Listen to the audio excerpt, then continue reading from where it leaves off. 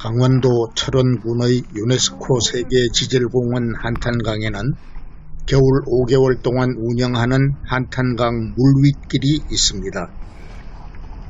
지난 1월 19일 저는 한탄강 물윗길의 출발점인 태봉대교 매표소에서 입장료 5,000원을 내고 걷기를 시작했습니다. 입장료와 함께 철원사랑 상품권 2,000원을 받은 후 태봉대교 아래 입구에서 손목뒤를 감고 걷기 시작했습니다. 이 한탄강 물윗길은 태봉대교 아래에서 순담계곡까지의 8km 구간을 물 위에 만든 부교와 강변길로 걷는 코스입니다.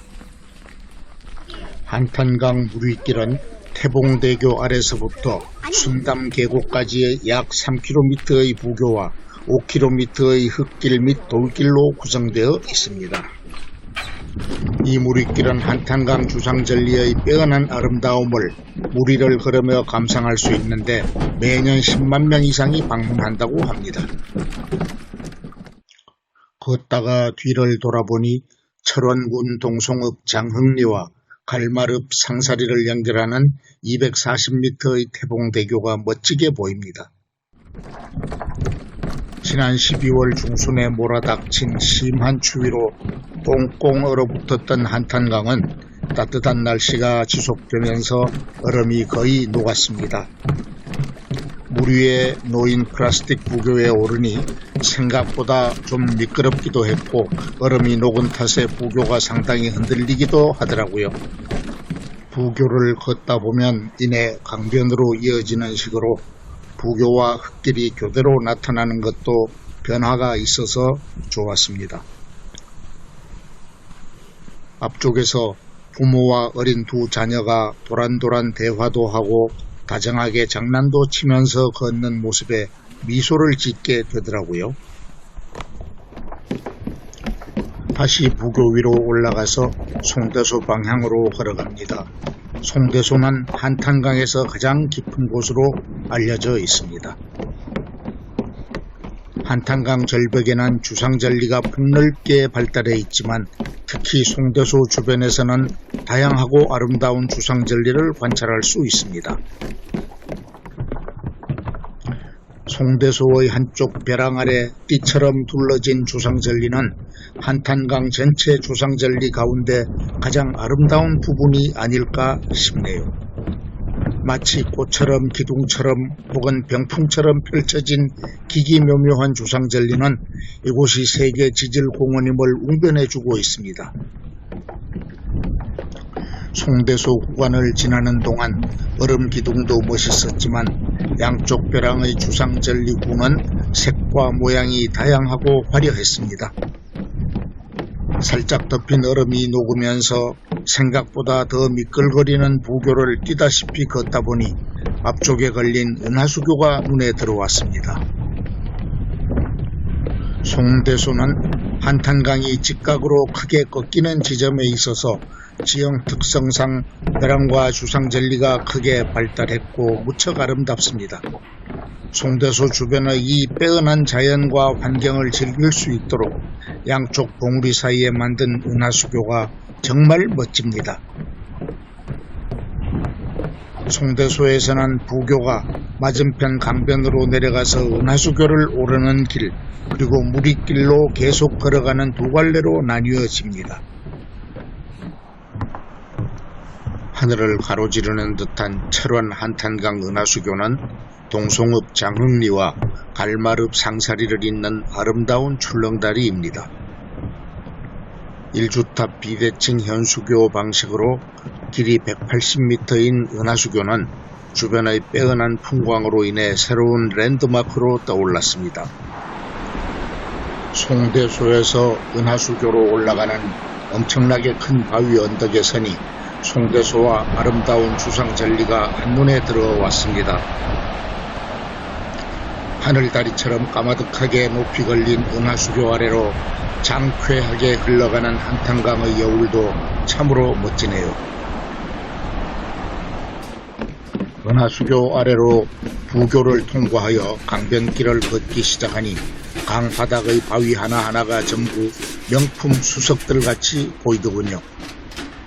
마치 수석 전시장과도 같은 광경을 보면서 한탄강 일대가 괜히 유네스코 세계지질공원이 된 게 아니라는 생각을 했습니다. 강변길을 걸으며 맞은편 강변 쪽의 바위들을 바라보니 큰 멍석을 깔아놓은 듯 엄청나게 넓은 바위가 있었습니다. 그런가 하면 돌고래 모양, 밥상 모양 등 다양한 크기와 모양의 엄청난 바위들이 강변에 가득하더라고요.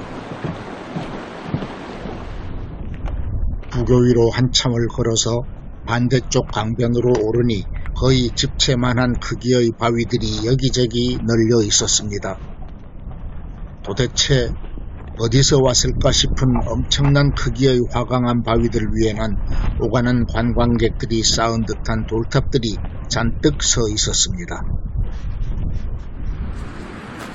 걷는 도중에는 부교도 흙길도 아닌 울퉁불퉁한 바위길 구간도 있었는데 정말 기기묘묘한 바위들이 무척 많았습니다.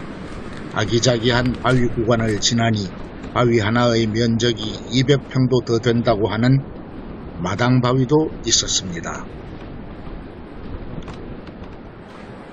촬영 때문에 시간이 많이 걸려서 걷는 속도를 조금 높였더니 저 앞쪽에 출발점 부근에서 만난 네 가족이 걷고 있었습니다.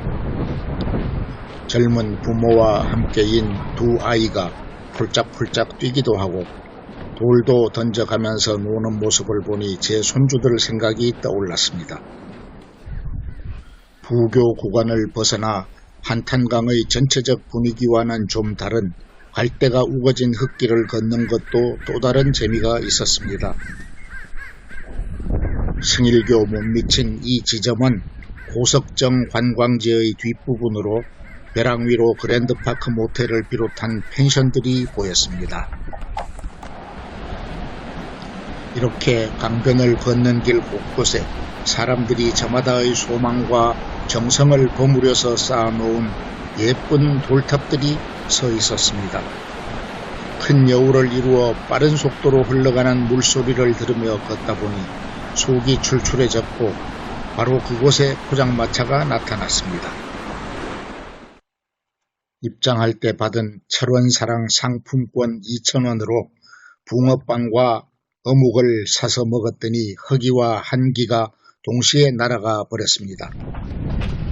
승일교 아래 한탄강 얼음 트레킹 축제장까지의 부교 구간은 좀 길고 단조로워서 시간 단축을 위해 뛰다시피 걸었습니다.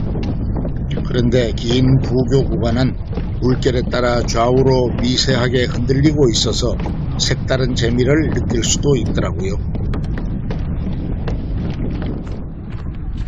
조금 더 걸으니 1월 14일부터 1월 24일까지 진행되고 있던 2024 한탄강 얼음 트레킹 축제 현장이 눈에 들어왔습니다. 이 축제는 얼어붙은 한탄강과 부교를 걸으며 주변의 절경과 구상절리의 아름다움을 감상하는 얼음 트레킹 축제입니다. 얼음 트레킹 축제장으로 들어서니 가장 먼저 눈을 쌓아서 도로를 따라 길게 만들어 놓은 눈 조각상들이 보였습니다.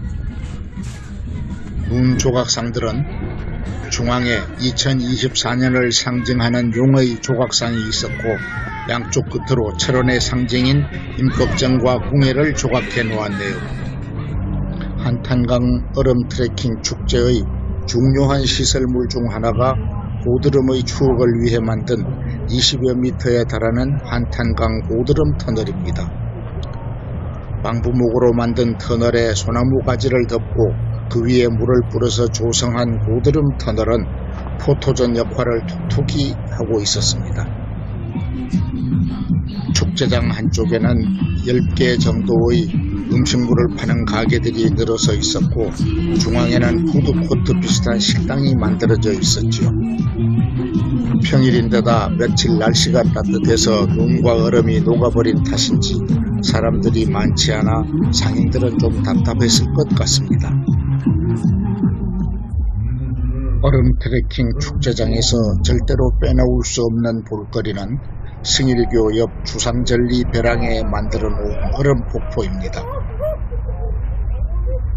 얼음 기둥이 많이 녹아내리기는 했지만 여전히 장관이었고 겨울 래프팅을 하는 젊음의 패기는 참 부러웠습니다. 축제장을 지나면 동송읍 장흥리와 갈마릅 문해리를 잇는 우리와 북한이 절반씩 건설한 승일교가 있습니다. 승일교는 1948년 북한이 건설을 시작했고 1952년 미군이 완성한 한탄강 협곡을 가로지른 최초의 근대식 콘크리트 교량입니다. 이 승일교는 이제 노후화되어 더 이상 차량 통행이 불가능하며 바로 옆에 새로 건설한 철골조 교량으로 통행을 하고 있습니다. 그러나 승일교는 남북이 교대로 완공한 다리라는 역사성으로 인해 2002년 국가등록문화재 제26호로 등록되어 있습니다. 승일대교 아래를 지나면서 한탄강은 엄청난 급류로 변했고 오른쪽 절벽 아래로 난 험준한 바위길로 이어졌습니다. 한탄강의 큰 여우를 내려다보며 기묘하고 아름다운 바위길을 걸어가는 그 자체가 곧 멋진 힐링이었습니다. 승일교를 지나면서 이곳저곳에 집채같이 크고 독특한 외양을 지닌 바위들이 모습을 드러내기 시작했습니다. 엄청나게 큰 바위가 긴 세월에 걸친 침식과 풍화작용의 결과로 마치 조각작품 같은 아름다움을 보여주었습니다. 염괴석으로 가득한 협곡 사이를 걷다 보니 멀리 벼랑 중간에 신라 진평왕 때 세운 2층짜리 정자 고석정이 보이네요. 고석정 아래 한탄강 가운데는 고석암이라는 높이 10m가 넘는 바위가 있는데 정상 부분의 소나무가 멋집니다. 고석암은 오래전 화산 활동이 있기 이전부터 지하에 묻혀있던 화강암 덩이가 화산 활동으로 솟아오르며 형성된 것이라 합니다. 정자와 계곡, 고석암과 주변 지역을 통틀어 고석정이라고도 하는데 조선 명종 때는 임꺽정의 활동 무대였다고도 합니다. 고석정을 지나면서 현무암의 수첩절벽과 특이한 화강암 바위들이 어우러진 한탄강 협곡의 진면목을 알 수 있었습니다. 왜 예로부터 한탄강 협곡을 절경이라고 불렀는지, 왜 이곳이 유네스코 세계 지질공원이 되었는지를 잘 알 수 있었습니다. 순담계곡 방향으로 걷다 보면 한탄강의 지류인 대교천이 한탄강과 합수하는 대교천 현무암 협곡과도 만나게 됩니다. 이 현무암 협곡에서는 현무암의 수평절리가 발달해 있고 합수 지점의 특성상 여울의 흐름이 급격합니다. 바닥에 깔린 크고 작은 바위들 사이로 계곡을 걷다 보니 우렁찬 소리를 내며 흘러가는 녹색의 물빛이 참 고왔습니다. 급류의 흐름을 보니 태봉대교에서 순담계곡까지가 여름철 한탄강 래프팅의 성지라는 말이 실감이 나더군요. 순담계곡 입구가 1km 정도 남아있는 지점에서 부교도 아니고 흙길도 아닌 험한 바위길 구간이 나타났습니다.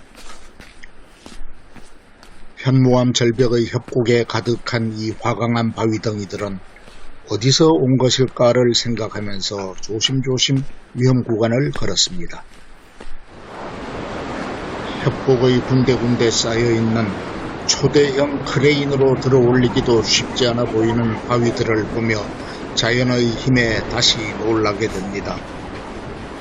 이 모든 현상이 지진과 화산 활동으로 초래된 것이라 하니 제어할 수 없는 자연의 위력에 공포감마저 느끼게 되네요.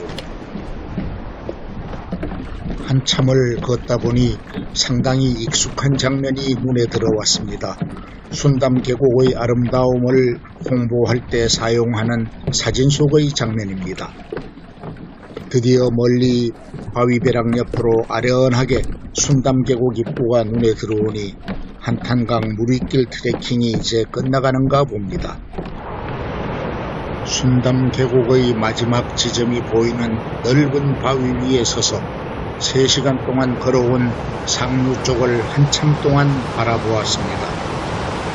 요란한 소리를 내며 흐르는 한탄강, 그 옥색 물빛과 바위에 부딪혀 하얗게 부서지는 물거품이 참으로 아름다웠습니다. 드디어 벼랑에 걸린 한탄강 주상절리길의 출발점이자 한탄강 무리길의 종착점인 순담 계곡에 거의 도착했습니다. 이때가 오후 4시였고 태봉대교 쪽 입구에서 12시 40분에 출발을 했으니 8km를 걷는데 3시간 20분이 걸렸습니다. 마침내 벼르고 벼르던 한탄강 무리길 트레킹이 끝났고 긴 계단을 걸어서 셔틀버스 주차장으로 올라갔습니다. 10여 분 후 출발지 태봉대교까지 가는 셔틀버스를 타니 기분 좋은 나른함이 밀려오면서 스르르 눈이 감기더군요. 마침내 저도 물 위로 걸었습니다. 3년 동안 벼르던 끝에 찾아간 철원 한탄강 무리길 트레킹. 시청하여 주셔서 감사합니다.